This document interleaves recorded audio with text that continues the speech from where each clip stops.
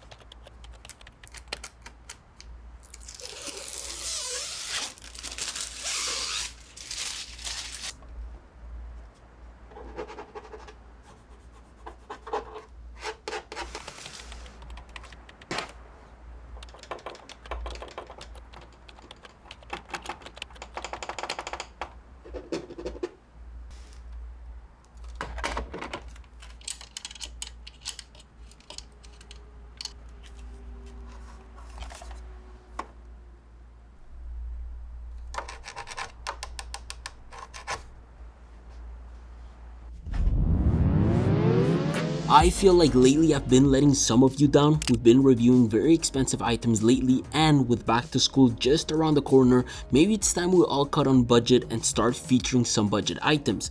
Gamers, if you guys are looking for the perfect monitor to hook your PS5, Xbox, or custom PC, look no further because I think I've been able to find the best bang for your buck. This here's the GIGABYTE M27Q-P, a 27-inch monitor that will take your gaming experience to the next level, especially those who are eagerly waiting for the new Modern Warfare 2. If you like the chat bubbles during the unboxing, let me know in the comments section down below. For those who didn't watch the ASMR, just know that this monitor comes with a few accessories. First, the base of the monitor.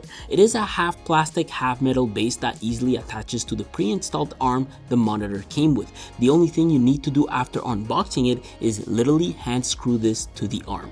And because we are talking about Gigabyte here, they very well know that VESA mount screw holes are a must.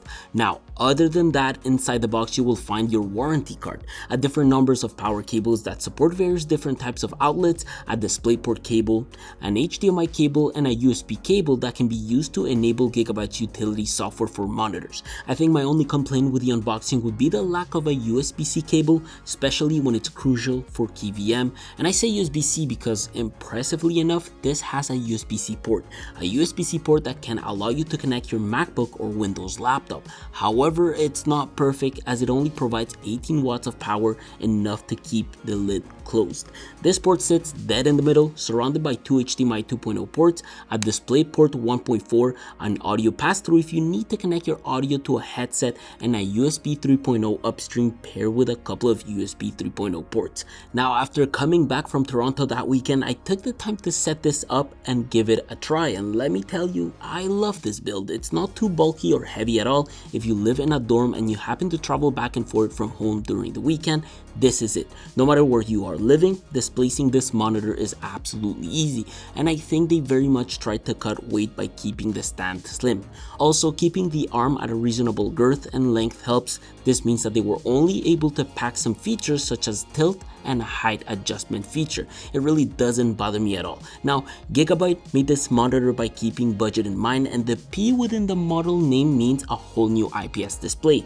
Not only they wanted to invest all of the money into making this display as perfect as they could, but they wanted to save money by removing things such as RGB backlighting.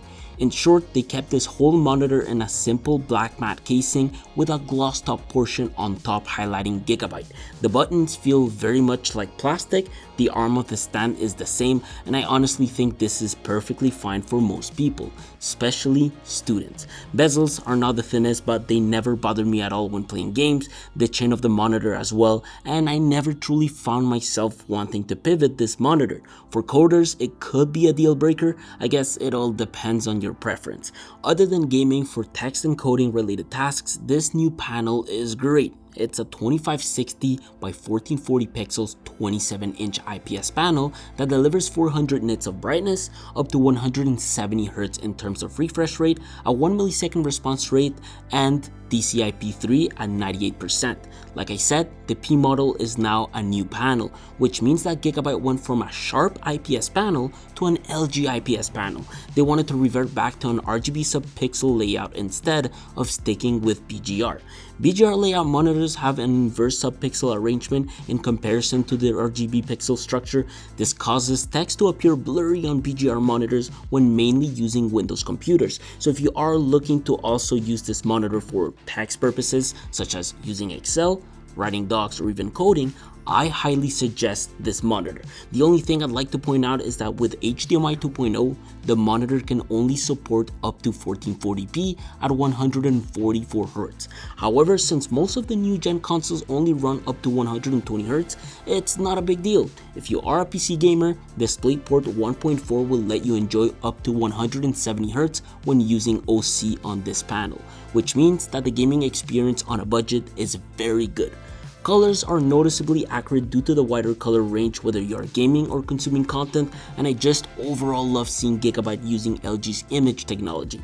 Contrast ratios are decent, the highlights are perfectly fine, and the brightness is plenty in most conditions. So for gaming, it delivers an extremely enjoyable experience. However, you need to tweak a few things to get the best out of it, starting with the overdrive. Overdrive helps sharpen things when they're in motion, which can lead to a clearer picture when moving things around, but depending on your overdrive setting, you might experience some overshoot.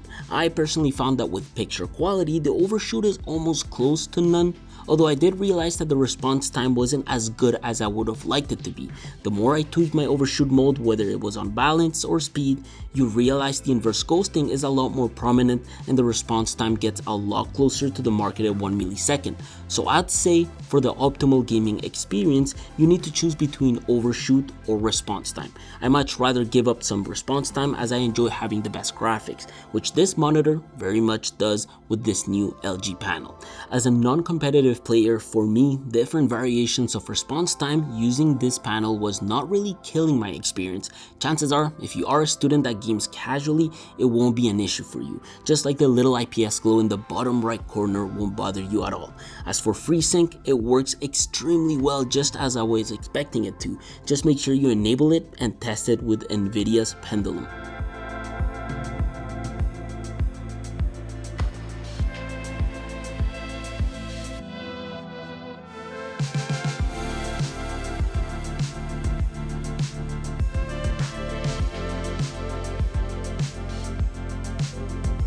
As for the OSD, Gigabyte always has one of the best on-screen displays for gamers. I absolutely love the use of the joystick in order to trigger a few shortcuts, and I love the wide variety of features the menu offers.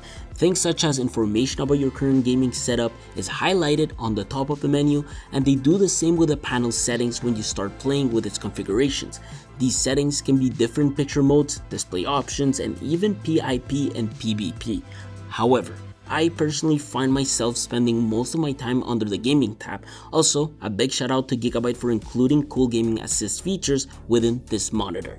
As for the KVM feature, which seems to be a favorite one, this does it pretty well. KVM is a switching module that allows you to use one monitor, a keyboard, a mouse on two computers. So if you connect your MacBook and a PC to the monitor by pressing one single button, you can alternate between both. Just know going back to the Mac is a bit of a pain. You need to reopen the lid. All you need to achieve this configuration is to plug in your keyboard and mouse to both USB ports in the back, connect your upstream cable from the PC to the monitor, and connect your MacBook via USB-C. As a student, this will make you save so much money, space, and will allow you to have an optimal gaming experience, all on a budget. If you are looking to save money within this back to school season, I think it might be worth it for you to take a look at the new GIGABYTE M27Q-P. Plus, power consumption on this lies at around 28 watts even while gaming. I'm actually super happy I was able to find a well-worthy monitor at a more friendly price. These do come on sale often, so if you can wait, I would wait. For $279, you really can't go wrong with this. I will be doing an episode on back to school this weekend. I hope you guys stick around. I'll try to keep it budget friendly as much as I can. I hope to see you then. Take care. I'm out.